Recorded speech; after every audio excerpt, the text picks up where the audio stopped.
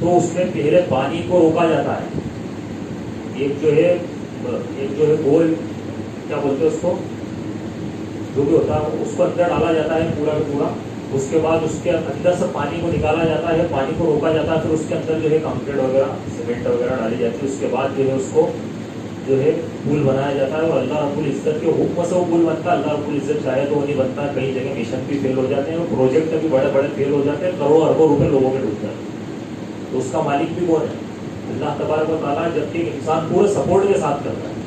بھائی بہت ساری جگہ ایسی زمین کے اوپر لوگوں نے پروجیکٹ بنانا چاہے, نہیں بنے, رک گئے, اور وہ پروجیکٹ ابھی تک رکے ہوئے. کروڑوں اربوں روپے کا انسان کا نقصان ہو گیا, کیونکہ اللہ رب العزت جانتا ہے, اور اللہ رب العزت کے ہاتھ میں تمام چیزیں. یہاں پر اللہ تبارک و تعالیٰ نے موسیٰ علیہ السلام کے لیے راستہ نکالا. تو وہی ذات ہے جو ایک انسان کو بچانے والی ہے, اس کے علاوہ کون بچانے والا ہے؟ اب اگر ایک انسان شرک کرتا ہے اور اللہ کی ذات کے علاوہ کسی اور سے مدد مانگتا ہے, تو پھر اس سے بڑا جو ہے نعمت اور کوئی اس دنیا میں نہیں ہو سکتا. تو دنیا جو ہے یہ معاشی جہنم بن جائے, چل جائے. دنیا میں اگر ہمارا پیٹ نہ بھرے, اور پیٹ کے اندر اگر ہماری جگہ بچ جائے, اور اس کے اندر ہمارے عارضی جہنم بھر دی جائے, تو چل جائے. دنیا کے اندر اگر ہمارے بڑے بڑے مسائل ہیں, بڑے بڑے مسئلے ہیں, بڑی بڑی مشکلات ہیں, پریشانیاں ہیں, بیماریاں ہیں, پتہ نہیں کیا کیا حاجات ہیں, وہ تمام چیزیں ہیں, چل جائے گا. لیکن موت اگر دنیا کے اندر شرک ہے, تو موت پر ایک ایسا مسئلہ شروع ہوگا کہ جو مسئلہ کبھی ختم ہونے والا نہیں. کہ دنیا اگر ہماری عارضی جہنم بن جائے, چل جائے گا. لیکن اگر اللہ ہم سے راضی ہے, تو موت کے بعد ہمارا ایسا مسئلہ شروع ہوگا کہ جو کہ کبھی ختم ہونے والا نہیں ہے. یا تو ہمارے لیے آسانی کا مسئلہ شروع ہو جائے گا, یا پھر بڑی سختی کا مسئلہ شروع ہو جائے گا. کہ حضرت عثمان بن عفان غنی رضی اللہ تعالیٰ عنہ قبر کے پاس سے گزرتے ہیں, تو زاروں قطار ہوتے ہیں. صحابہ نے پوچھا آپ کیوں ہوتے ہیں؟ تو حضرت عثمان نے کہا کہ میں نے اللہ کے نبی صلی اللہ علیہ وسلم کو کہتے ہوئے سنا ہے کہ قبر جو ہے یہ جو ہے قیامت کی منزل میں سے پہلی منزل. کون سی منزل میں سے؟ قیامت کی منزل میں سے سب سے پہلی منزل قبر ہے. کہ جو اس کے اندر جو ہے کامیاب ہو گیا, اس کے لیے بعد کے مرحلے اور زیادہ آسان ہے, اور جو اس کے اندر ناکام ہو گیا, اس کے لیے بعد کی منزل, بعد کے مرحلے اور زیادہ مشکل. جبکہ حضرت عثمان بن عفان غنی رضی اللہ تعالیٰ عنہ کے پاس مال کتنا تھا, اس قدر مال ان کے پاس تھا کہ کچھ جو ہے ریسرچ سے پتہ چلتا ہے کہ ابھی جو بڑے بڑے دگگج ہیں نا, جو مالدار بنے ہوئے دنیا کے اندر, تو ان میں سے 3-4 کو بڑوں کو ملانا پڑے گا جو بلینئر ہیں. ان کے برابر اس وقت جو ہے حضرت عثمان بن عفان غنی رضی اللہ تعالیٰ عنہ کے پاس اتنا مال جو ہے اللہ رب العزت نے عطا کیا. خوب اللہ کی راہ میں انہوں نے خرچ بھی کیا, اور خوب اللہ رب العزت کی راہ میں انہوں نے کیا. اتنا مال ہونے کے باوجود حضرت عثمان کس چیز کی وجہ سے ہو رہا ہے؟ کس چیز کی وجہ سے ہو رہا ہے بتائیے آپ؟ اتنا مال ہونے کے باوجود حضرت عثمان بن عفان غنی رضی اللہ تعالیٰ عنہ رو رہے ہیں, تو قبر کی منزل کو سوچ کے رو رہے ہیں کہ اس کے اندر بڑا مسئلہ. جبکہ حضرت عثمان ان 10 صحابہ کرام میں سے ہے عشرہ مبشرہ کہ جن کو اس زمین کے اوپر جنت کی بشارت دی گئی. اور کئی مرتبہ, ایک نہیں 2 سے 3 مرتبہ اللہ کے نبی صلی اللہ علیہ وسلم نے اپنی زبان سے کہا کہ آج کے بعد عثمان کو اس کا کوئی بھی گناہ, اس کو نقصان نہیں پہنچا ہے. کہ عشرہ مبشرہ میں سے ان کو بشارت دی گئی کہ زمین پر جنتی ہے, کہ جنت میں جانے والے کے لیے جنت فکس کر دی گئی ہے, بھوک ہے.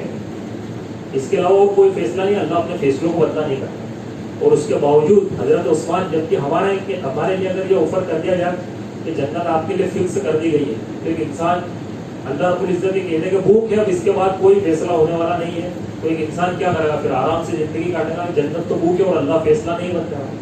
لیکن اس کے باوجود اللہ رب العزت کی محبت میں اس کا ڈر حضرت عثمان کو ستا رہا ہے کہ قبر جو ہے پہلی منزل ہے اس کے اندر, تو ہمیں کتنا ڈرنا چاہیے بتائیے اس قبر سے.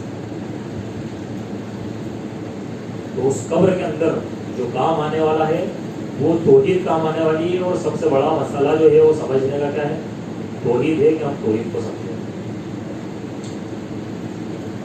حضرت لقمان علیہ السلام اپنے بیٹے کو نصیحت کر رہے ہیں, بنی لا تشرک باللہ ان الشرک لظلم عظیم, کہ میرے بیٹے کو اللہ کے ساتھ کسی کو شریک مت کرنا, کیونکہ شرک سب سے بڑا ظلم عظیم ہے. یہ سب سے بڑا جو ہے اللہ رب العزت کے ساتھ شرک ہے. تو علم کے حصول کے لیے جو ہے وہ ماخذ ہمارا صحیح ہونا چاہیے. ہم دیکھیں کہ ہم واقعی میں ہمارا ماخذ صحیح ہے یا نہیں. ہم کس جگہ سے جو ہے قرآن سے یا پھر کسی اور چیز سے ہم علم حاصل کریں. اگر ہم قرآن اور حدیث کے علاوہ علم حاصل کریں گے تو ہم گمراہ ہو جائیں گے, اور وہ چاہے کسی اور مسئلے میں کیوں نہ ہو. اگر انسان دین کا علم قرآن اور حدیث کا حاصل کرے گا تو جا کر وہ جو ہے کامیاب ہوگا. اور اگر وہ جو ہے دنیاوی مسائل کے اندر جو ہے آپ دیکھیں گے کہ باباؤں کے پیچھے جائے گا, پیروں کے مریدوں کے پیچھے جائے گا اور ان سے جا کر مسئلے مسائل پوچھے گا, فتوے پوچھے گا, وہ کبھی بھی آپ کو جو ہے مسئلہ صحیح نہیں بتائیں گے. کیونکہ ان کو اپنی روزی روٹی چلانی ہے. اور دیکھ لیجیے آپ کہ جب ایک تو کسی مزار کے مجاور کی جب کسی بیٹی کی شادی ہوتی تو کتنے کتنے کلو سے سونا دیا جاتا ہے, تولہ نہیں کلو سے. تو یہ سب کیا چل رہا ہے, کیا چل رہا ہے, کیا چل رہا ہے, جو چل رہا ہے. ٹھیک ہے, تو یہ ساری کی ساری چیزیں جو چل رہی ہیں یہ اللہ رب العزت کے دین کے ساتھ ہوتا ہے, اور یہ ایک عظیم گناہ ہے. اللہ تعالیٰ قرآن مجید کے اندر فرماتا ہے رب المشرق والمغرب لا الہ الا هو فاتخذہ وکیلا, کہ مشرق و مغرب کا رب اللہ ہے, اس کے سوا کوئی معبود نہیں, تو اسی کو اپنا کارساز بنا. کہ مشرق کے اندر جتنی چیزیں وہ تمام کا رب اللہ ہے, مغرب کے اندر جتنی چیزیں وہ تمام کا رب اللہ ہے. کہ سورج جو طلوع ہوتا ہے اس طلوع ہونے کا رب بھی اللہ ہے, سورج جو ڈوبتا ہے اس کا ڈوبنے کا رب بھی اللہ ہے, ان تمام تاروں کا رب اللہ ہے. زمین کے اندر تمام چیزیں تمام کا رب اللہ ہے. مشرق اور مغرب یہ احاطہ ہے اس زمین کا, اور ان تمام چیزوں کا رب اللہ ہے, اس کے سوا کوئی معبود نہیں. لا الہ الا ہوا, یہ اللہ رب العزت نے کلیئر کر دیا کہ اس کے علاوہ کوئی معبود نہیں, اس کے علاوہ کوئی عبادت کے لائق نہیں ہے, کسی اور کی عبادت کی جائے یہ اس لائق نہیں ہے. فاتخذہ وکیلا, تو تم اسی کو اپنا کارساز بناؤ, اس کو اللہ تبارک و تعالیٰ کو. اور پھر اللہ رب العزت قرآن مجید کے اندر ایک سوال کرتا ہے, الیس اللہ بکاف عبدہ, کہ کیا اللہ اپنے بندے کے لیے کافی نہیں ہے. اور یہ سوال خود اپنے آپ میں ایک جواب ہے. بتائیے آپ, یہ سوال خود اپنے آپ میں ایک جواب ہے کہ الیس اللہ بکاف عبدہ, کہ کیا اللہ رب العزت اپنے بندے کے لیے کافی نہیں ہے. اور ایک ایسا سوال ہے جو خود فی نفسی ہی جواب ہے. اور اس بندے کے لیے ایک نیکوکار بندہ ہوگا, ایماندار بندہ ہوگا, متقی پرہیزگار بندہ ہوگا, تو اس کے ذہن میں پہلے ہی سے جواب آ جائے گا کہ ہاں اللہ رب العزت ہمارے لیے اکیلا کافی. لیکن جو غیروں کی عبادتوں میں لگے ہوئے, جو دنیا کے اندر ان بڑوں کی عبادتوں میں لگے ہوئے ہیں کہ جن کو جواب اللہ تبارک و تعالیٰ کو دینا ہے, جو اپنی عبادتوں میں لگے ہوئے ہیں کہ جن کو شعور نہیں ہے, قرآن مجید نے فرمایا کہ ان کو شعور نہیں ہے کہ کب اٹھائے جائیں گے, ان کی عبادتوں میں لگے ہوئے ہیں. جب یہ سوال ان کے سامنے آئے گا تو ان کو سوچنا پڑے گا اس لیے کہ ہاں اللہ رب العزت ہمارے لیے کافی ہے یا نہیں. تو الیس اللہ بکاف عبدہ, امام ابن قیم الجوزی رحمۃ اللہ علیہ اپنی کتاب الوابل السید میں فرماتے ہیں, امام ابن قیم کی شرح میں لکھتے ہیں فالکفایۃ التامہ مع العبودیۃ التامہ, کہ کامل کفایت کامل عبادت کے ساتھ ہوتی ہے.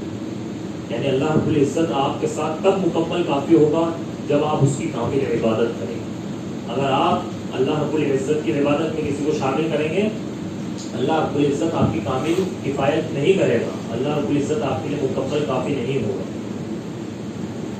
حضرت ابراہیم علیہ السلام یہ اللہ رب العزت کی کامل عبادت کے لیے, سنت کے لیے نمونہ ہے, تو اللہ رب العزت ان کے لیے کامل کافی ہے. آج ہم دنیاوی معاملات میں اگر دیکھا جائے, اگر کوئی آپ سے کہہ دے, اگر کوئی آپ سے نہیں بلکہ آپ کی بیوی آپ سے اگر یہ کہہ دے کہ میں 23 گھنٹے اور 50 منٹ تیری بیوی ہوں, میں 23 گھنٹے 50 منٹ تیری بیوی ہوں, اور میں 10 منٹ کسی اور کی بھی بیوی ہوں, صرف ہمارے غیرت اس کے اندر ہمیں پتہ چلے گا کہ کس قدر ہم جو ہے بہل جائیں گے, اور کس قدر ہم جو ہے گرم ہو جائیں گے, غصہ ہو جائیں گے. ہمارے غصے کا کوئی لیول اس وقت نہیں بچے گا کہ ہم دنیا میں کسی اور چیز پہ اتنا غصہ نہیں کریں گے, لیکن اس بات پہ اتنا غصہ آ جائے کیوں کہے کہ میں 23 گھنٹے 50 منٹ تیری بیوی ہوں, اور میں 10 منٹ کسی اور کی بھی بیوی ہوں. یعنی صرف یعنی مکمل عبادت ایک بندہ اللہ رب العزت کی کر رہا ہے, لیکن اس کے ساتھ وہ اگر شرک کرتا ہے تو ذرا بتائیے کہ تو ہماری غیرت ہے کہ ہم اس کے ساتھ پتہ نہیں کیا کر دیں گے, طلاق تک بات پہنچ جائے گی, ہم جدا ہو جائیں گے, الگ ہو جائیں گے, لیکن اس چیز کو کبھی گوارا نہیں کریں گے. اور ایک بندہ اس رب کے ساتھ کرتا ہے کہ جو رب ہماری جانوں کا, ہماری سانسوں کا مالک ہے, کہ یہ جو ہماری سانس ہے ایک آن میں اللہ رب العزت بند کر دے. ہماری زندگی ہم سے اللہ رب العزت چھین ہے کہ ہماری سانس کا مالک کون ہے؟ اللہ تبارک و تعالیٰ ہے. تو ہم دنیاوی معاملات کے غیرت پسند نہیں کرتے. جیسے ایک مثال اور, کہ اگر کوئی بیٹا ہے, بچہ ہے, وہ اپنے باپ سے کہے کہ مجھے تو جو ہے پاس والے جو انکل ہے وہ میرے پاپا ہے, اور وہ جو ہے مجھے جو ہے کھانا وانا کھلاتے ہیں, وہ میری ضروریات کو پورا کرتے ہیں. اگر وہ ایسا کہے اور وہ مجھے ساری چیزیں دلاتے ہیں اور وہی میرے لیے سب کچھ ہے, تو بیٹا اس کی کنڈیشن کیا ہوگی بتائیے آپ؟ اس کی کنڈیشن کیا ہوگی؟ کیا وہ چلنے لائق بچے گا؟ تو جب ایک باپ اپنے غیرت کی خاطر اپنے بیٹے کو نہیں چاہتا کہ وہ کسی اور کے بارے میں بولے کہ وہ مجھے کھلاتا ہے, جبکہ اس کے باپ کو روزی دینے والا اللہ ہے, تو وہ خود باپ جو ہے اس کو یہ بات سمجھ میں نہیں آ رہی کہ میں کس اور کی عبادت میں لگا ہوں, اس رب کو چھوڑ کر جو میری تمام جو ہے حاجات اور ضروریات کو پوری کرتا ہے میرے اوصاف کے حساب سے, میری ضرورت کے حساب سے, کامل درجے کو اگر کوئی اللہ رب العزت کے علاوہ کوئی اور نہیں جانتا, صرف اللہ تبارک و تعالیٰ, تو میں کیسے کسی اور کی عبادت میں لگ سکتا ہوں؟ شروع اسلام میں آپ دیکھیں گے کہ اللہ کے نبی صلی اللہ علیہ وسلم جو ہے قبر پر جانے کے لیے منع کر دیا تھا, لیکن بعد میں اس کی اجازت تھی, اور اس کی اجازت دینے کی وجہ جو تھی وہ صرف یہ تھی کہ ایک بندہ جائے تو وہاں پر جا کر اس چیز کو حاصل کرے, عبرت کو حاصل کرے, اور دیکھے کہ ہمارا بھی یہی حشر ہونے والا ہے. اور پھر بعد میں آپ دیکھیں گے کس طریقے سے جو ہے شرک امت کے اندر گھسا, اور پھر جو ہے مزار پکی بنانا شروع ہوئی, اس کے بعد وہاں پر دھاگے بننا شروع ہوئے, پھر مجاور آٹومیٹک آ کر بیٹھنے لگے. پھر بہت ساری جگہ تو ایسا بھی ہونے لگا کہ وہاں پر کوئی بابا انتقال نہیں ہوئے, لیکن وہاں پر بھی مزار بنا دی گئی, کیونکہ وہاں پر ان کو کیا کرنا ہے, بزنس کرنا ہے. بہت ساری جگہ ایسی ملے گی آپ کو کہ جہاں پر جو ہے وہ کمپلیٹ نہیں ہے, کہ یار یہ فکس نہیں ہے کہ, اور یہ بھی کنفرم نہیں کہ کوئی ہے کہ بھی نہیں ہے. جیسے کہ ابھی پاکستان کے اندر بیچ میں تھوڑا وقت لیتا ہے, ایک جگہ کے بارے میں ریسرچ کری, پتا چلا, کھودا گیا, پتا چلا کہ وہ اندر جو ہے ہڈیاں نکلی کس کی, گدھے کے اندر, یعنی گدھے کو اندر گاڑ رہا اور اس کے اوپر اس کی مزار بنا رہے. تو کہیں سے پتا چلا کچھ حساس لوگ انہیں میں سے پیدا ہو گئے, تو ان کی غیرت نے گوارا نہیں کیا کہ یار ہم جو ہے فرضی میں یہاں پہ جا رہے ہیں اور ہم کسی اور کی عبادت کر رہے ہیں. وہاں تک تو ٹھیک تھا, لیکن ہم کس کی عبادت کر رہے ہیں واقعی میں لوگوں کو نہیں پتا ہے. تو جن لوگوں نے گاڑا تھا اس کے اندر سے کچھ لوگ جو ہے حساس تھے, کچھ لوگ جو سمجھدار تھے, تو ان کی غیرت نے ان کو جواب دیا کہ بیٹا کل قیامت کے دن کیا جواب دوں گے, یہیں پر ساری باتیں بتاؤں گا. تو انہوں نے جو ہے لوگوں کو بتایا کہ دیکھو ایسی ایسی بات ہے کہ ہمیں جہاں تک علم ہے کہ اس کے اندر کوئی انسان نہیں ہے, بلکہ کوئی سے جانور کو جو ہے یہاں پر دفن کر رکھا ہے, اور اس کی مدد. تو لوگ وہاں پر بھڑک گئے. جو نئی نسلیں تھی ان کو غصہ آ گیا کہ یہ کیا مذاق چل رہا ہے کہ ہم سے تم کسی گدھے کی عبادت کروا رہا, کسی گدھے کو ہم سے سجدہ کروا رہا, کسی جانور کی عبادت کروا رہا. پتہ چلا جب اس کو کھولا گیا اور دیکھا گیا اندر سے, تو ڈھانچہ ملا. کس کا ڈھانچہ ملا؟ گدھے کا ڈھانچہ ملا. اس کی ہڈیاں اس کے اندر سے نکلی. تو پتہ یہ چلا کہ شرک کر رہے تھے وہاں تک ٹھیک تھا, لیکن وہ شرک اس لیول پر کرنے لگ گئے کہ صرف اپنی انا کی وجہ سے وہ اللہ کے علاوہ کسی اور کی عبادت کرتے. تو یہ ایک ایسا سوال ہے, علیہ صلی اللہ کافی نام کا, کہ کیا بندے کے لیے اللہ کافی نہیں ہے؟ تو صرف اللہ رب العزت ہی بندے کے لیے کافی ہے. تو مزار کی جو زیارت ہے قبرستان میں, بتائیے کہ کیا کسی عورت کا قبرستان جانا جائز ہے؟ جائز ہے؟ بالکل بھی جائز نہیں, بلکہ حرام. کوئی عورت قبرستان نہیں جا سکتی. اور آپ دیکھیں گے کہ آج سب سے زیادہ جو بھیڑ ہے مزاروں پر, وہ کس کی لگی رہتی ہے؟ وہ عورتوں کی لگی رہتی ہے. کہ سارے کام وہاں پر ہو رہا ہے, جبکہ عورتوں کو مسجد میں جانے کا حکم ہے, اجازت ہے. تو مسجد میں آئے, وہ مسجد میں آ کے عبادت کرے. ان کے لیے سیپریٹ انتظام رہتا ہے, پردے کا انتظام رہتا ہے, اس کے اندر آ کر وہ اللہ کی عبادت کرے, جمعے کی نماز کو ادا کرے, اور باقی کی نمازوں کو بھی پڑھ سکتی ہے. لیکن ہوا کیا, الٹا شیطان نے جو ہے ہمارے اندر فتنے کو ڈالا, اور اس فتنے کے ذریعے سے کیا کرا کہ عورتوں کو تمام کی تمام بازار پر بھیج دیا کہ جہاں پر جانا ان کا جائز نہیں, اور جو ہے بازار میں بھیج دیا کہ ایک جو ہے عورت ہے زینت ہے کس چیز کی, گھر کی زینت ہے, گھر میں رہے, اور مسجدوں سے دور کر دیا. اور آج آپ دیکھیں گے کہ کس طریقے سے شیطان نے چال چلی، اور عورت جس کی گود جو ہے، جو بچہ رہتا ہے نا ایک انسان، اس کی پہلا مدرسہ ماں کی گود ہوتی ہے، تو اس گود سے جو ہے اس کے علم کو چھین لیا۔ جب ایک ماں مزار پر گئی تو اس کو صرف اور صرف وہاں پر قصے کہانیاں سننے میں مزہ آیا، تو مسجد نہیں گئی، اس نے اللہ سے دل نہیں لگایا، علم کو حاصل نہیں کیا، اور اب اس نے اپنے بیٹے کو بھی وراثت میں کچھ دیا تو وہیں پر مزار پر جا کر اگربتی لگانا۔ ذرا یہ سوچیے کہ شیطان کی طرف سے کتنی بڑی چال ہے، تو اس نے کس طریقے سے لوگوں کو گمراہ۔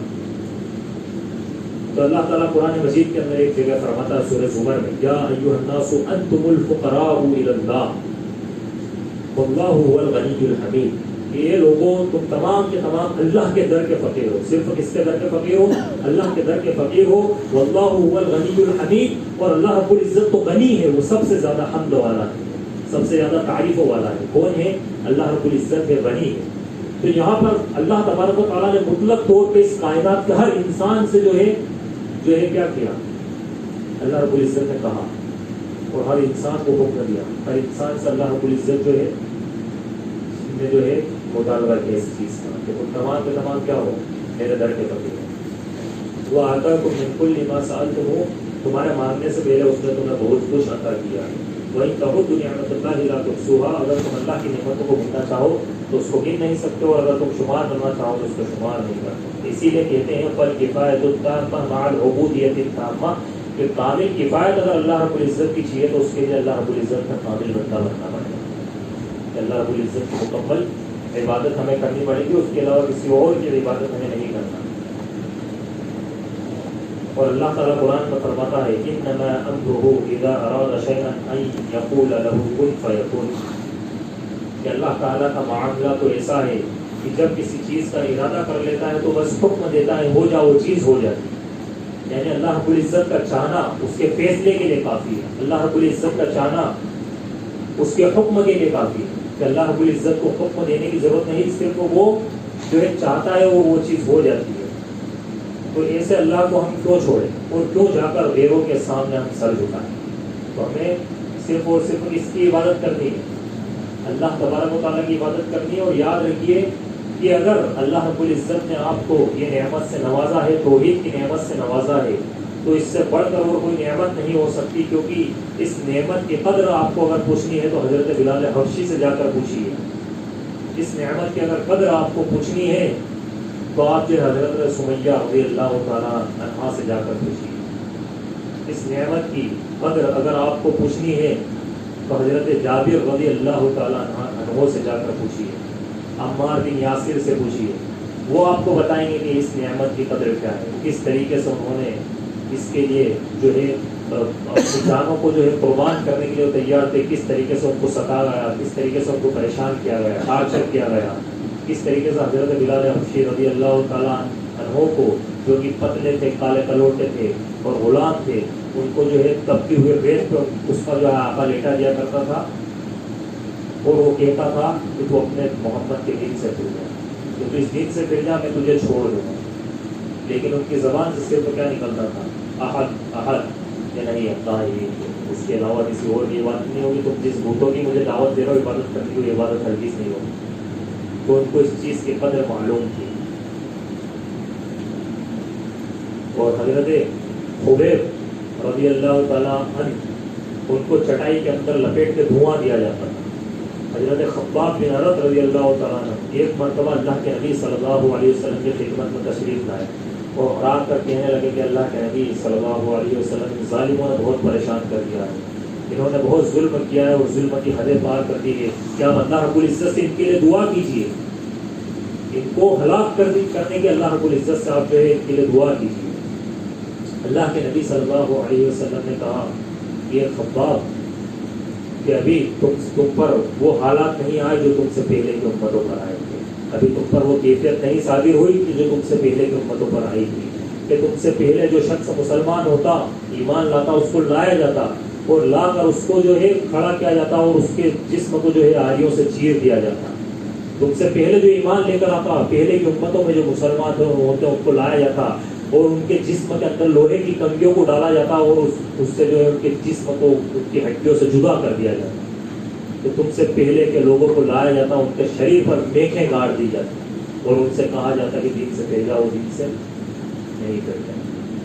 تو یہ حضرت خباب بن ارت رضی اللہ تعالیٰ عنہ، جنہوں نے اپنی پیٹھ اللہ کے نبی صلی اللہ علیہ وسلم کو دکھائی کیا تھا اور شکایت کی تھی اللہ کے نبی صلی اللہ علیہ وسلم۔ اللہ کے نبی نے جب ان کی پیٹھ کو دیکھا تھا تو ان کی پیٹھ پر صرف ہڈیاں بچی تھی، ان کی پیٹھ پر گوشت نام کی چیز نہیں۔ تو یہ حالت اس وقت تھی، اور یہ قربانیاں کس لیے پیش کی؟ اسلاف نے ہمارے، صحابہ کرام نے ہمارے، صرف اور صرف توحید کے لیے، اللہ کی توحید کے لیے انہوں نے قربانیاں اللہ کی راہ میں پیش کی۔ تو ہم ایسے دین کو اور ایسی توحید کو کیوں چھوڑے؟ فسبحان الذی بیدہ الملکوت کل شیء والیہ ترجعون، تو پاک ہے وہ ذات جس کے ہاتھ میں ہر چیز کے خزانے ہیں، سب کو پلٹ کر اسی کی طرف جانا ہے۔ نبی کریم صلی اللہ علیہ وسلم بھی اللہ کے محتاج تھے۔ آدم علیہ السلام کا جب واقعہ ہوا تو اس وقت آدم علیہ السلام پر اگر کسی کا رحم ہوا تو وہ کس کا ہوا؟ اللہ تبارک و تعالیٰ کا۔ ابلیس نے کہا قال ربی بما اغویتنی لأزینن لهم فی الارض ولأغوینہم اجمعین، کہ اس نے ابلیس نے کہا کہ اے میرے رب، اب ابلیس تو شیطان ہے نا، شیطان بھی کیا کہہ رہا ہے کہ اے میرے رب، کیونکہ وہ جانتا ہے کہ رب تو یہی ہے، اس کے علاوہ کوئی اور رب نہیں ہے۔ شیطان خود اپنی زبان سے کہہ رہا ہے کہ اے میرے رب، کہ جب تو نے مجھے گمراہ کر ہی دیا تو میں زمین میں ان کے لیے برائیوں کو مزین کروں گا اور جتنے بھی ہیں سب کو بھٹکا کر رکھ دوں گا۔ یہ وعدہ کس کا تھا؟ یہ ابلیس کا وعدہ تھا۔ تو اس نے اللہ سے کہا کہ یہ میرے رب، اب تو نے مجھے گمراہ تو کر دیا ہے لیکن میں زمین پر جاؤں گا اور تمام کو بھٹکا کر رکھ دوں گا۔ اللہ نے جواب دیا اور فرمایا قال ھذا صراط علی مستقیم، کہ ابلیس سن لے، یہ سیدھا راستہ ہے، یہ سیدھا راستہ ہے، یہ صراط مستقیم ہے جو مجھ تک آتی ہے۔ اور فرمایا ان عبادی لیس لک علیہم سلطان، کہ میرے جو بندے میری عبادت کرتے ہیں ان پر تیرا زور نہیں چلنے والا، تو ان کو تو بھٹکا نہیں سکے گا، ان کو تو گمراہ نہیں کر سکے گا۔ یہ اللہ رب العزت نے اس کو پہلے ہی الٹیمیٹم دے دیا۔ تو یہ کام ہے ابلیس کا کہ وہ ہمیں اللہ رب العزت سے دور کرے، وہ شرک اور بدعت کے اندر اڑ جائے۔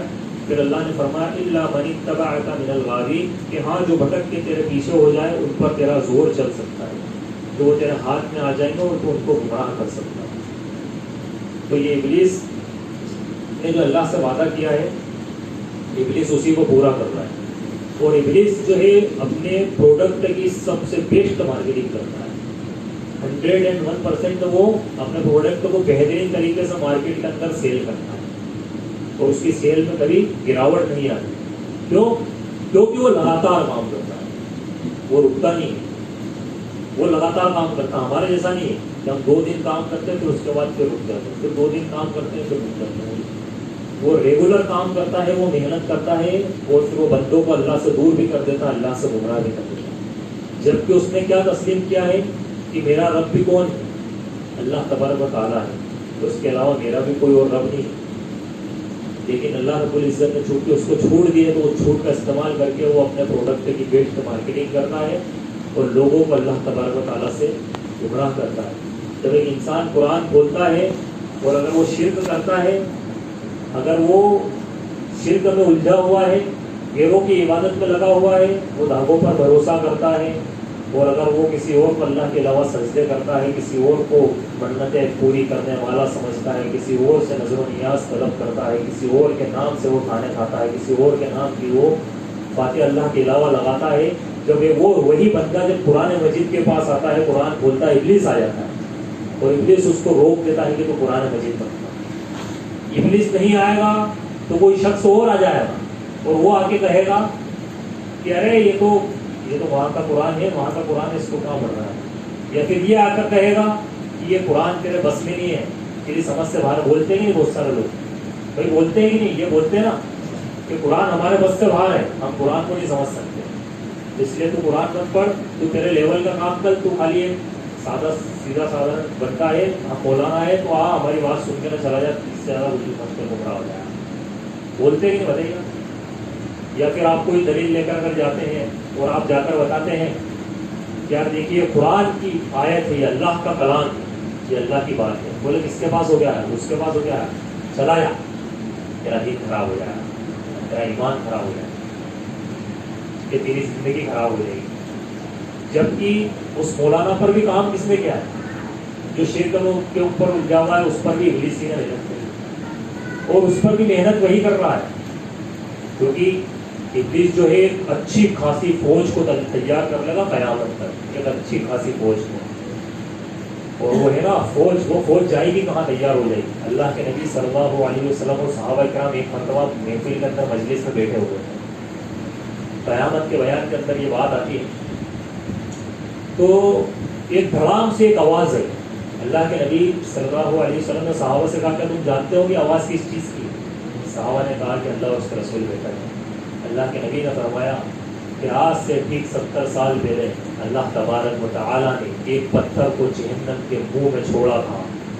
آج 70 سال بعد وہ اپنا سفر طے کر کے جہنم کی تہہ تک پہنچا ہے. اتنی اونچی ہے جہنم کہ 70 سال پہلے اگر کسی چیز کو چھوڑا جائے تو وہ تہہ میں کب پہنچے گی؟ 70 سال بعد، جو کہ ایوریج آج ایک انسان کی عمر بھی نہیں ہوتی. یعنی ہم اتنے سالوں سے جی رہے ہیں، کب سے وہ گر رہا ہے پتھر اور کب تک گرے گا؟ جب ہماری جھوٹیاں پڑ جائے گی ہمارے چہرے پہ، جب ہم چلنے لائق نہیں رہیں گے، جب ہمارے بال سفید ہو جائیں گے، تب تک وہ پتھر گرے گا اور جب جائے گا. تو اتنی بڑی جہنم کو کیا اللہ تبارک و تعالیٰ کس سے بھرے گا بتائیے؟ اتنی بڑی جہنم کو شیطان نے وعدہ کیا کہ جہنم کو پورا بھرے گا. یہ انسانوں سے بھرے گا. کس سے بھرے گا؟ انسانوں سے بھرے گا. اور وہ انسان کون ہوں گے؟ جو اللہ رب العزت کے علاوہ کسی اور کی عبادت کرتا ہے، جو شرک سے نہیں بچتے، جو اللہ کے علاوہ. تو یہ اللہ کا بہت بڑا احسان ہے. وہی ہے یہ توحید جو ہے نا، توحید، یہ توحید پر اگر ہم اللہ کا زندگی بھر احسان مانتے رہ جائے اور اس کا شکر ادا کرنا چاہے، سجدے میں گرے رہے، ہم نہیں کر سکتے مکمل شکر ادا کہ اللہ رب العزت نے اتنی بڑی نعمت سے ہمیں نواز دی، کہ اللہ رب العزت نے اس کی واحد کتاب جو اللہ کی طرف سے پیغام تھا انسانیت کے لیے، اس کو سمجھنے کی توفیق عطا فرما دی اور اس کا داعی بنا، اس کا ایمبیسیڈر بنا دیا. کہ شیطان کا جو ہے زور ان پر نہیں چلتا. اللہ رب العزت نے کہا ہے کہ شیطان سن لے، میرا زور ان پر نہیں چلے گا، جو میرے سیدھے راستے پر ہوگا. ھذا صراط مستقیم، یہ میرا سیدھا راستہ جو مجھ تک آتا ہے. کہ ہاں جو بھٹک جائے، جو گمراہ ہو جائے، ان پر تیرا زور چل جائے گا، ان پر تیرا تو زور چلا سکتا. تو جس آدمی کی توحید کمزور ہوتی ہے، شیطان اس کو بھٹکا لیتا ہے اور وہ شرکیات کو ملوث ہو جاتا ہے. اللہ رب العالمین نے قرآن میں ابراہیم علیہ السلام کے قصے کو بیان کیا، خصوصاً سورہ صافات اور سورہ انبیاء اور سورہ شعراء کے اندر جو ہے واقعات بیان کیے. ابراہیم علیہ السلام نے اپنی قوم کو دعوت دی، کہا قال اتعبدون ما تنحتون، کیا تم ان کی عبادت کرتے ہو جن کو تم اپنے ہاتھوں سے بناتے ہو؟ یہ دعوت ہے، کس کی دعوت ہے؟ ابراہیم علیہ السلام کی دعوت ہے، جو کہ اللہ کے خلیل ہے. اپنی قوم کے نام دعوت ہو، کھلے طور پر دعوت ہے. یہ اس طریقے کی دعوت دی جاتی ہے. دعوت ایسی نہیں دی جاتی کہ ویدوں کے اندر یہ چیز لکھی ہے کہ اپاسنا ہمیں کرنی ہے صرف ایک ایشور کی، اللہ رب العزت کا نام لینا ہم بھول گئے. اللہ رب العزت کا نام نہیں لیتے ہیں، صرف ایشور. جبکہ ایشور بولتے کس کو؟ کیا ایشور اور اللہ ایک ہوتے ہیں؟ جبکہ اللہ رب العزت کا نام ایشور نہیں ہے. اللہ رب العزت نے کئی نام بتلائے، ان کو ان کے بہترین ناموں کے ساتھ پکارا جائے. تو کیا ان کے بہترین ناموں سے ایک بہترین نام ہے؟ اس کی کوئی دلیل ہے؟ لیکن دعوت آج دی جاتی، کس چیز کی دعوت دی جاتی؟ کہ روزے، ابھی آپ دیکھو گے بہت سارے بھائی گھوم رہے ہیں جنہوں نے پہلے رمضان سے میرا پوسٹ دیکھی، آج تک روزے کو روزہ ہی نہیں پڑھا میں نے کبھی. اگر میں نے پڑھا ہے اس کے اندر تو کیا بولتے اس کو؟ اپواس کا نام پڑھا ہے. کسی کو اپواس کا نام بولے تو کیا حضرت ابراہیم علیہ السلام یہ بولنے لگا تھے کہ آپ بھی ایک ہی ہم بھی ایک ہی ہے، تھوڑا سا آپ ہمارا معاملہ لے لو، تھوڑا سا ہم آپ کا معاملہ لے لیتے، تھوڑا سا بھگوا ہم ٹانک لیتے ہیں، اور تھوڑا سا یہ تھوڑا سا عمل آپ ہمارا لے لو، وائٹ کلر کا کچھ اپنے کپڑوں کے اندر ادھر ادھر انجیکٹ کر لو. دھیرے دھیرے کر کے اور دعوت کریں گے یار، دل کے کام کریں گے، ایسے نہیں کام چلیں. اور پھر ہم گئے اور جا کر کچھ لوگوں کو جو کہ بیچارے ادھر ادھر بیٹھے تھے ان کو جمع کیا، ایک پٹی پہ بٹھایا اور ان کو بٹھا کے یہ بتا کہا کہ دیکھو اس قلم، یہ قلم جو ہے اس کو کس نے بنایا؟ ایک ایشور نے بنایا. وہ ایشور کون ہے؟ اس ایشور کی ہمیں اپاسنا کرنی ہے. اس کو پورا وید سمجھا کے آزاد ہوئی. تو وید پہ ایمان لے کے آ جائے. قرآن پہ تو ایمان ہی تو بولنے گا کہ پہلے ہم تو بول رہے تھے کہ بھائی ہمارے وید تو 5000 کروڑ سال پرانے ہیں، تو تمہارا قرآن تو 1400 سال پہلے آیا، تو پہلے ثابت کس میں ہوا؟ پہلے ثابت کس میں ہوا؟ یہ تو اپنی لاٹھی اور اپنا ہی سر ہو گیا.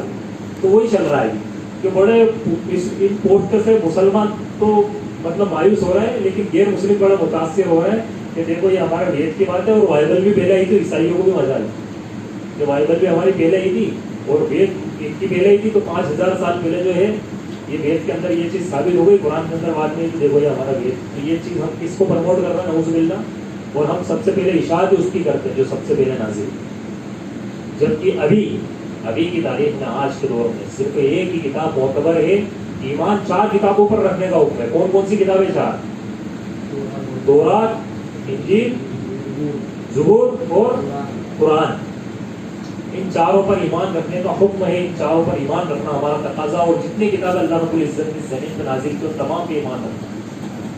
لیکن عمل ابھی کس پہ کیا جائے گا؟ ابھی ایک کیوں کتاب کون سی ہو، قیامت تک کون سی، انا نحن نزلنا الذکر وانا لہ لحافظون کی تشریح کیا ہے کہ ہم نے اس قرآن کو نازل کیا اور ہم ہی اس کی حفاظت کرنے والے ہیں قیامت تک کے لیے۔ تو یہ اکیلی کتاب ہے جو واحد کافی ہے قیامت تک کے لیے دعوت و تبلیغ کی۔ کہ آپ دیکھیں گے اسلاف نے جو دعوت دی تو انہوں نے یہ چیز ان چیزوں کو لے کر نہیں دی، تو وہ جو ہے شلوک لے کے جانا ہے لوگوں کے پاس اور ان کو بتانا ہے، بلکہ انہوں نے قرآن کو پڑھ کے ان کو سنایا، قرآن کی دعوت جو ہے ان تک پہنچائی۔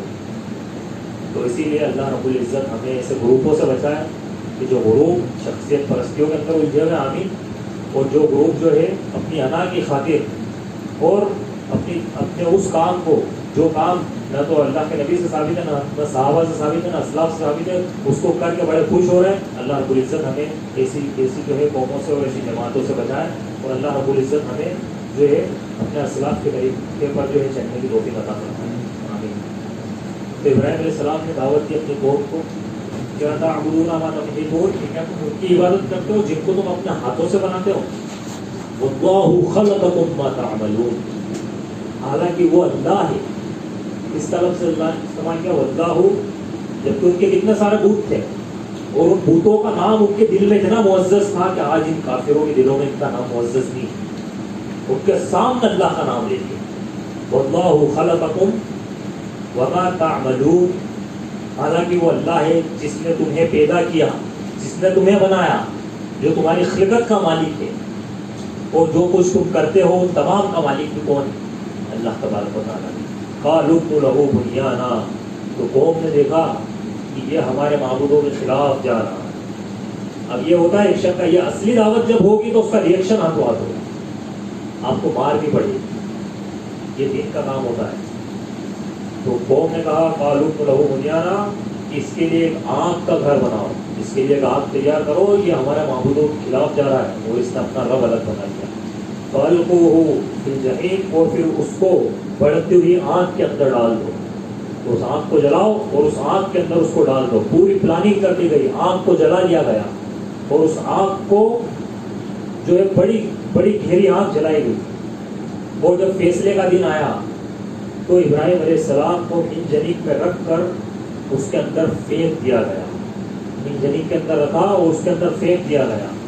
اب جب پھینکا گیا تو حضرت ابراہیم خلیل اللہ علیہ الصلوۃ والتسلیم کے ماتھے پر ایک شکن بھی نہیں تھی، کہ جو ہمارے چہرے پر ایک ذرا سی 10-15 روپے کے اس میں آ جاتی ہے نا نقصان میں شکن، وہ والی شکن بھی جو ہے حضرت ابراہیم علیہ السلام کے ماتھے پہ اس وقت جب ان کی جان جا رہی تھی اس وقت جو شکن موجود تھی،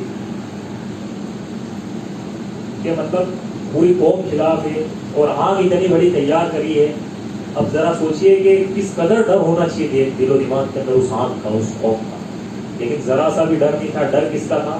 صرف اور صرف اللہ رب العزت کا تھا کہ کوئی بات نہیں، اس آگ کے اندر ڈالیں گے، یہ آگ مجھے 5 منٹ میں جلا کر راکھ کر دے گی، خاک کر دے گی، میرا کام جو ہے تمام کر دے گی، لیکن اگر میں اس آگ سے ڈر گیا تو وہ آگ مجھے ہمیشہ ہمیشہ کے لیے جلائے گی۔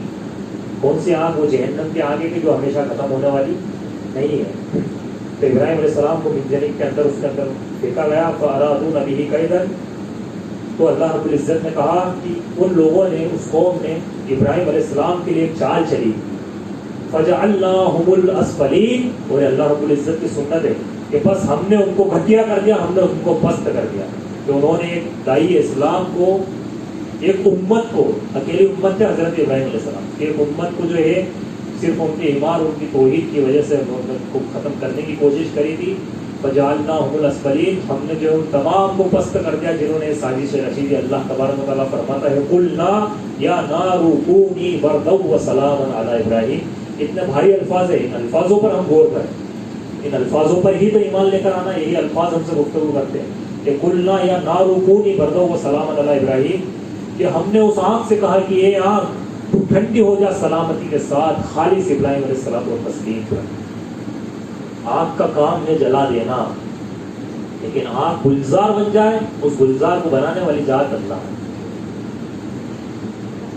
اور اس آگ نے جو ہے اس آگ کے اندر حضرت ابراہیم علیہ السلام نے جو، تو اللہ رب العزت جو ہے وہ ابراہیم علیہ السلام کے لیے بھی یہ کر سکتا تھا اور آخری انسان کے لیے بھی اللہ رب العزت یہ کر سکتا ہے، بشرطے وہ اللہ کا بندہ ہو اور وہ اللہ رب العزت کو اپنے لیے کافی سمجھتا ہو کہ اللہ رب العزت میرے لیے کافی ہے. مدد آتی ہے آج، بڑی بڑی مدد اللہ رب العزت آج بھی لوگوں کی زمین پر کرتا ہے، اس دنیا میں کرتا ہے. اور ہمیں کئی ساری مثالیں ہم اگر دیکھیں گے تو ہمیں دیکھنے کو ملے گی. اللہ رب العزت جو ہے کامل عبادت کرتا ہے. ہم لوگ یہاں پر بیٹھے ہیں، ہم نے الحمدللہ میرے ساتھ تو کئی مرتبہ ایسا مسئلہ ہوا ہے کہ کوئی مسئلہ اگر الجھ جاتا ہے، کوئی کام الجھ جاتا ہے، کوئی تدبیر سمجھ میں نہیں آتی، اللہ رب العزت سے 2 رکعت پڑھ کے دعا مانگتے ہیں، بہترین رستہ اللہ نکال دیتا ہے. بہترین کام ایسا کام بناتا ہے کہ ایک انسان کو گمان میں بھی نہیں ہوتا کہ کام بند کی طرح سے جائے. کہ اگر ایک بندہ 1000 کلومیٹر دور ننگے پیر چل کے جائے، گلنٹے کھاتا کھاتا جائے یا پھر الٹے سیدھے طریقے سے جائے، وہ کام اس کا نہیں بننے والا. اسلام اتنا خوبصورت ہے کہ وہ صرف 2 رکعت نماز ادا کرے، سجدے میں اللہ سے اپنی ضرورت کو کہہ دے، اللہ رب العزت اس کی ضرورت کو پورا کر دے گا.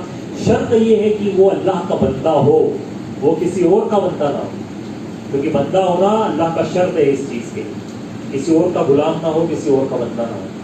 کہ نعوذ باللہ دیکھا جاتا ہے کہ ہم لوگوں کے سامنے قرآن پڑھ کے بتاتے کہ یار یہ دیکھو قرآن، وہ بولتے کہ یار یہ قرآن، آپ کا قرآن ہے، وہ قرآن لے کر آتے وہ پڑھ کے بتاتے قرآن. وہ اس کے سامنے نعوذ باللہ مثالیں پیش کرتے ہیں اپنے ولیوں کے، اپنے پیروں کے، اپنے مرشدوں کے. تو کیا اللہ رب العزت اس کے لیے کافی ہوگا؟ پھر اس کے لیے مشکلات بھی ہوئی ہے تو رگڑتے رگڑتے ہی جائے، اور وہ جہنم میں بھی جیسے ہی گھسیٹتے گھسیٹتے جائے گا. تو ذلت فجعلناهم الاسفلین والا مسئلہ ہے کہ اللہ رب العزت پست کر دیتا اس شخص کو. تو وہ جو ہے دنیا کے اندر اس کے سامنے دلیل آتی ہے قرآن کی، اللہ کی توحید کی، لیکن اس چیز کو نہیں سمجھتا. تو یہ پوائنٹس بہت سارے ایسے ہوتے ہیں جیسے توحید کے لیے اگر بات کی جائے تو فجر تک کی بات ہو تو ختم نہیں ہوگی توحید کے لیے. جیسے بہت سارے پوائنٹس ہیں کہ ہم دعوت و تبلیغ کے اندر ان کو استعمال کر سکتے ہیں. ہم جو ہے اللہ رب العزت کی توحید کو اگر ہم چاہیں تو نہیں بیان کر سکتے. صرف ایاک نعبد و ایاک نستعین جو ہے نا، اس کی تشریح کو ہم بیان نہیں کر سکتے. اس کی تشریح نہیں ہوئی کہ ہم صرف تیری ہی عبادت کرتے ہیں اور تجھی سے مدد طلب کرتے ہیں. تو بھائیوں اور دوستوں، ہمارے پاس خزانہ ہے، ہمارے پاس توحید کی دولت ہے اور نعمت ہے. بس اگر وقت ہے، اگر ہمیں ضرورت ہے وقت کے لیے، تو وہ ضرورت یہ ہے کہ ہم لوگوں تک اس توحید کو پہنچا دیں، لوگوں کے شرک کی ہم اصلاح کر دیں. اور یہ ابراہیم علیہ السلام آخر تھے کون کہ جن کے لیے آنکھ کو ٹھنڈا کر دیا گیا؟ یہ کوئی معمولی انسان نہیں تھے، بلکہ اللہ نے فرمایا ان ابراہیم کان امہ قانتا للہ حنیفا ولم یکن من المشرکین شاکرا لانعمہ اجتباہ وہداہ الی صراط مستقیم.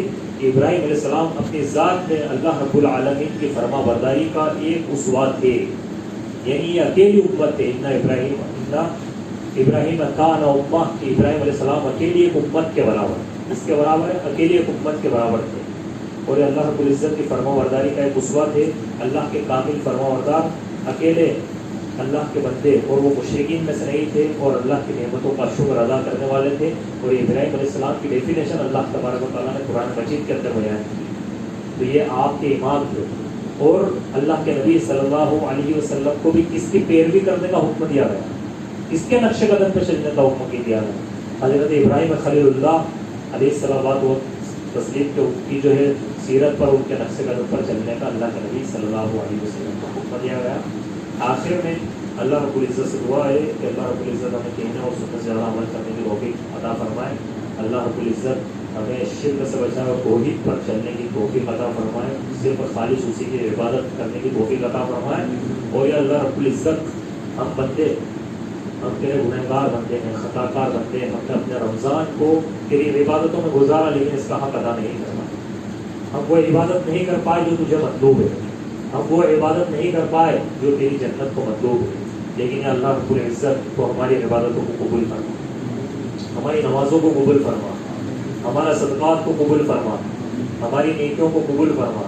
اور یا اللہ رب العزت جس طریقے سے ہم یہاں پر آج جمع ہیں، اسی طریقے سے ہمیں جنت الفردوس کے اندر جمع کر، اسی طریقے سے تیرے عرش کے سائے کے نیچے، کہ جس دن اس دن کی ہولنا کی بڑی ہولنا کی ہوگی کہ ان زلزلۃ الساعۃ شیء عظیم، کہ قیامت کا دن جو ہے ایک بڑا حادثہ عظیم ہوگا. اس دن کے حادثے اور اس دن کے عظمت والے حادثے کے دن ہمیں تو اپنے عرش کے سائے کے نیچے جگہ عطا فرما، کہ جس دن تیرے عرش کے سائے کے علاوہ کوئی سایہ نہیں ہوگا. کہ اللہ رب العزت جو نے کیا ہم نے ان کام راتوں کے اندر کری تو ان کو قبول فرما، ہماری کوتاہیوں کو معاف فرما، ہماری غلطیوں کو معاف فرما. ہم اگر تیری عبادت ان راتوں کے اندر نہیں کر سکے تو اللہ رب العزت تو ہماری ان کوتاہیوں کو، ان غلطیوں کو معاف فرما. آخر میں اللہ رب العزت سے دعا، اللہ رب العزت ہمیں کہنے اور سننے سے زیادہ عمل کرنے کی توفیق عطا فرما.